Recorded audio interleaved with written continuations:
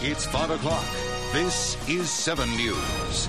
For years, scientists have been looking for a cure and treatment, certainly, for multiple sclerosis. Yeah, and the one big challenge facing doctors is determining what causes the life-changing disease. And for patients, the challenge is remaining optimistic about their future.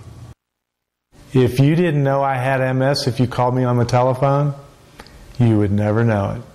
Because I have hope that the research that's being conducted is going to be successful. David Sloan first noticed signs of MS in 1991, but wasn't diagnosed until several years later.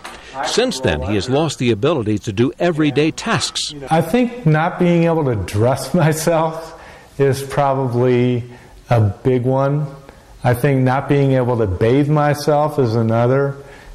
Just not being able to walk. To make everyday tasks possible, Sloan's home has been modified with help from the National MS Society. He has a special pole to help him get into bed, a walk-in shower in the bathroom, and special lifts to get into the garage and his van. But nothing he has tried has given him back the freedom he had years ago. I unfortunately have tried 5 of the 6 FDA-approved medicines, all of which were unsuccessful in slowing my disease. The FDA is now in the process of approving 5 oral drugs aimed at stopping damage to the nervous system, repairing the damage already done, and preventing the disease in the first place. In order to prevent the disease, we need to understand the cause.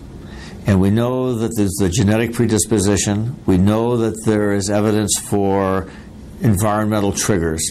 Will the cure be something as simple as a vaccination? Maybe.